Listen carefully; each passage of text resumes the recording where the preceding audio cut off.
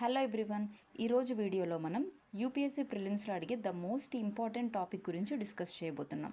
Topic డీటెయిల్స్లోకి వెళ్ళే ముందు మనం లాస్ట్ 4 years నుంచి వచ్చిన ప్రీవియస్ క్వశ్చన్స్ని అనలైజ్ చేద్దాం. సో దాన్ని బట్టి మీకు అర్థమవుతుందన్నమాట ఏ టాపిక్ చెప్పబోతున్నానో. ఓకేనా?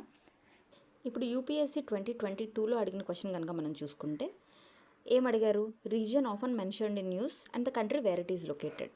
అంటే ఒక రీజియన్ అనేది మాటిమాటికి న్యూస్లో ఉంటే అది ఏ కంట్రీలో లొకేట్ అయిందో మనం తెలుసుకోవాలి. ఓకేనా? ఇక్కడ ఇచ్చిన కంట్రీస్ ఏంటి? అనటోలియా, అమ్హారా, క్యాబో డెల్గాడో, కేటలోనియా. ఇక్కడ ఆన్సర్స్ అయితే మనం డిస్కస్ చేయము, అనలైజ్ చేస్తాం. ఓకేనా? ఇప్పుడు నెక్స్ట్ క్వశ్చన్ చూడండి. ఇది కూడా 2022లో అడిగిన క్వశ్చనే. ఇక్కడ లిస్ట్ ఆఫ్ కంట్రీస్ ఇచ్చారు.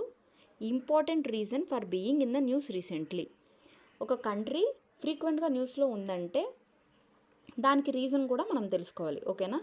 చాడ్, గునియా, లెబనాన్, తునీసియా ఈ కంట్రీస్ ఇచ్చారు. ఇప్పుడు 2023 నుంచి వచ్చిన క్వశ్చన్ చూడండి. The country which was in news in the recent past for it's very severe famine.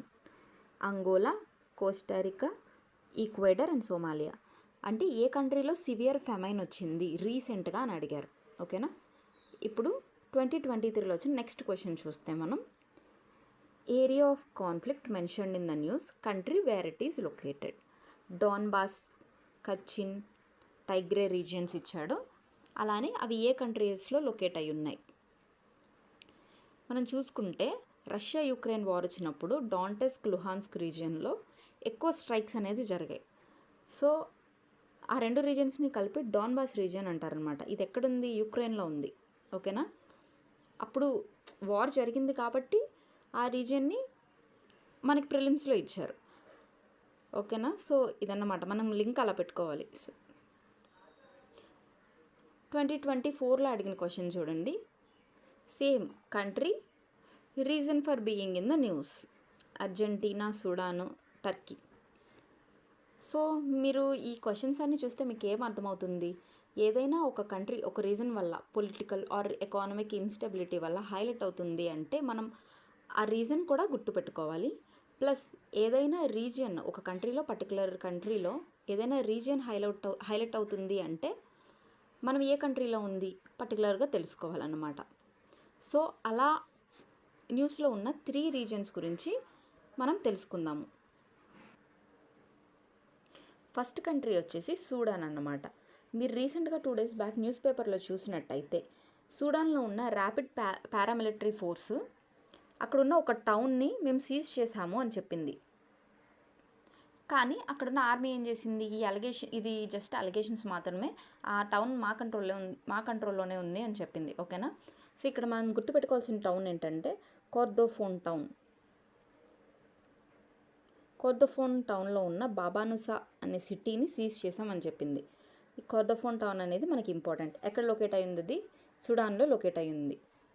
ఈ సూడాన్లోనే మనకి డార్ఫర్ రీజియన్ కూడా ఇంపార్టెంటే.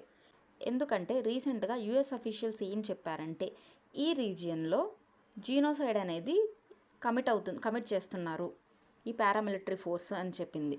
సో మనకి 2 రీజియన్స్ సూడాన్లో ఇంపార్టెంట్. డార్ఫర్ రీజియన్ ఒకటి, కోర్దోఫోన్ రీజియన్ ఒకటి. ఓకేనా? మన నెక్స్ట్ కంట్రీ వచ్చేసరికి ఇథియోపియా అన్నమాట. ఇథియోపియాలో ఉన్న అఫార్ రీజియన్ని టైగ్రేరియన్ ఫైటర్స్ అటాక్ చేశారు అని చెప్పి న్యూస్లో ఉంది. ఓకేనా? ఈ ఇథియోపియాలో సివిల్ వార్ అనేది నడుస్తుంది. అక్కడున్న ఫెడరల్ ఆర్మీకి అండ్ టైగ్రేరియన్ ఫోర్సెస్కి మధ్య సివిల్ వార్ నడుస్తుంది. ఇక్కడున్న టైగ్రే రీజియన్ని టైగ్రేరియన్ లిబరేషన్ ఫ్రంట్ వాళ్ళు ఆక్యుపై చేశారన్నమాట. సో వాళ్ళకి ఈ ఇథియోపియాలో ఉన్న ఆర్మీకి వార్ అనేది నడుస్తుంది. ఓకేనా? ఇప్పుడు రీసెంట్గా ఈ టైగ్రేరియన్ ఫోర్సెస్ ఇక్కడున్న అఫార్ రీజియన్ని అటాక్ చేశారు. సో మనకి ఈ రీజియన్ ఇంపార్టెంట్. ఈ అఫార్ రీజియన్ ఇంకో రీజన్తో కూడా న్యూస్లో ఉంది. అదేంటంటే రీసెంట్గా ఎరప్ట్ అయిన వాల్కానో ఈ రీజియన్లోనే లొకేట్ అయింది, అఫార్ రీజియన్. ఓకేనా? ఇప్పుడు మనకి అఫార్ రీజియన్ ఎక్కడుంది? ఇథియోపియాలో ఉంది. నెక్స్ట్ కంట్రీ కనుక మనం చూసుకుంటే టాంజానియా. మనం అక్టోబర్ 2025లో చూసుకుంటే అక్కడ ఎలక్షన్ డిస్ప్యూట్స్ వల్ల చాలా వైలెంట్ ప్రొటెస్ట్లు అనేది జరిగాయి. సో దానివల్ల ఇది న్యూస్లో ఉంది, ఎలక్షన్ డిస్ప్యూట్స్ వల్ల. ఈ టాంజానియా జియోగ్రఫీ పరంగా చాలా ఇంపార్టెంట్ మనకి. ఎందుకంటే ఇక్కడ ఆఫ్రికాస్ లార్జెస్ట్ లేక్ అయిన లేక్ విక్టోరియా లొకేట్ అయి ఉంది. ఈ లేక్ విక్టోరియాని 3 కంట్రీస్ బార్డర్ చేస్తాయి అన్నమాట. ఒకటి టాంజానియా, 2 యుగాండా, మూడు వచ్చేసి కెన్యా. ఈ టాంజానియాలోనే మౌంట్ కిలిమాంజారో కూడా లొకేట్ అయ్యింది. ఓకేనా? సో దీన్ని బట్టి మనకి ప్రీవియస్ క్వశ్చన్స్ ఎలా అనలైజ్ చేయాలి అండ్ కరెంట్ న్యూస్ని ఎలా గ్రాస్ప్ చేసుకోవాలో అర్థమవుతుంది కదా.